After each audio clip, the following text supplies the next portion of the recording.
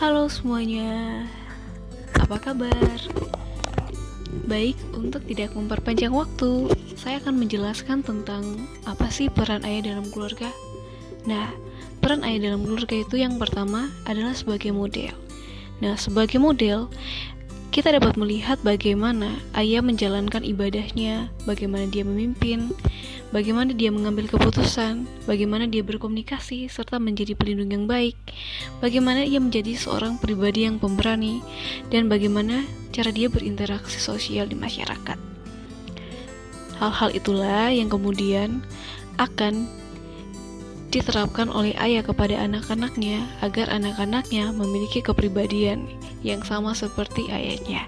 Dan tentu saja kepribadian itu adalah kepribadian yang positif. Nah, kehadiran ayah secara fisik dan psikis sangat membantu anak, baik dalam memberikan arahan, nasihat, teman dalam komunikasi, serta sanggup memberikan keteladanan. Peran ayah juga dijelaskan oleh Hart 2002 dikutip dari Lismanda YF 2017 sebagai berikut. Ayah sebagai orang yang memenuhi kebutuhan finansial anak untuk membeli segala keperluan anaknya. Ayah sebagai teman bagi anak termasuk teman bermain. Ayah berperan memberikan kasih sayang dan merawat anak. Ayah berperan mendidik dan memberikan contoh teladan yang baik. Ayah berperan memantau atau mengawasi serta menegakkan aturan yang disiplin. Ayah berperan sebagai pelindung dari resiko atau bahaya. Ayah berperan membantu, mendampingi, dan membela anak jika mereka mengalami kesulitan atau masalah. Dan yang terakhir, ayah berperan mendukung potensi untuk keberhasilan anak. Penelitian M. Shimon 2015 dikutip dari Iqbal M. 2020 menyebutkan bahwa ketidakhadiran ayah menyebabkan anak laki-laki memiliki kecenderungan atau identitas gender yang lebih feminim. Selain itu, ketidakhadiran ayah akibat perceraian berkorelasi dengan maskulinitas yang rendah atau berkurang pada diri anak laki-laki. Sedangkan pada remaja putri, ditemukan bahwa ketidakhadiran ayah dalam masa pubertas berkorelasi dengan masa menstruasi remaja putri yang datang lebih awal. Ini diasosiasikan dengan dampak stres yang mempengaruhi sistem endokrin remaja putri. Korelasi hubungan ayah dan anak. Ayah terlibat dalam proses tumbuh kembang anaknya akan memiliki anak yang cenderung minim masalah dibandingkan dengan anak yang tidak didampingi oleh sosok ayah dalam proses pertumbuhan dan perkembangannya. Anak yang didampingi oleh ayahnya dalam proses tumbuh kembangnya memiliki kemampuan bahasa yang lebih baik dan memiliki sedikit masalah berkaitan dengan perilakunya. Ayah yang terlihat langsung dalam membacakan buku cerita pada anaknya. Selain memiliki kegiatan spesial bersama anak, akan memiliki anak yang lebih berprestasi di sekolah.